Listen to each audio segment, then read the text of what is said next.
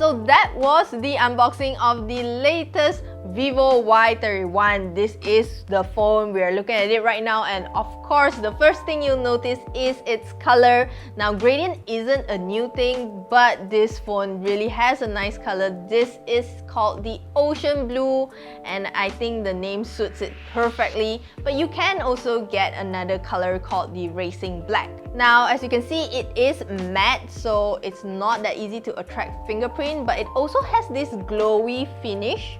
Speaking of fingerprint, its fingerprint sensor is on its side right here, which also functions as its power button. This is nothing new. Above we get a volume rocker, and at the bottom we're looking at a headphone jack, loudspeaker, and of course a USB-C charging port, like finally, because the Vivo Y20s was still using the micro USB. Now this phone also has a 6.58-inch screen. This is slightly bigger than before, but Vivo also upgraded the resolution, so now this phone can push a full HD+ resolution.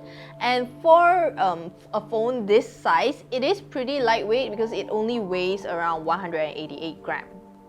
Now there are also some upgrades in the internal specs, so it's now using a Snapdragon 662 chip, which means gaming should feel much better. It comes with an 8GB of RAM and 128GB of storage, but you can expand it with a micro SD card up to 1TB. And we are also seeing a 5000 mAh battery with 18-watt fast charging. Now that is similar to the Vivo Y20s, but let's not forget that the USB-C port is now here with the Y31. Now with the Vivo Y31, you're also getting two other features. One is called the audio booster, so you can turn it on in your setting and it can increase your max volume so it gets even louder. And another one is called the multi-turbo 4.0, so this helps to reduce stuttering and lag in your games. The Vivo Y31 also has a better camera setup now. So previously on the Y20s, it was a 13-megapixel lens paired with two 2-megapixel lenses. And now the Vivo Y31 has a 48-megapixel lens with a 2-megapixel depth sensor and another 2-megapixel super macro lens. On the front, you're getting the same 8-megapixel selfie shooter. So let's take a look at some of the pictures we've taken. Now you can shoot it normally or with this AI 48-megapixel mode, but I find that with the 48-megapixel mode turned on, the pictures tend to overexpose, and on the other hand, when you're using the 12-megapixel mode, you're obviously not getting as much details. Now moving on to the macro lens, it can take good details on a really close-up subject, but it also overexposes easily, especially if you choose to focus on a subject, its background will overexpose.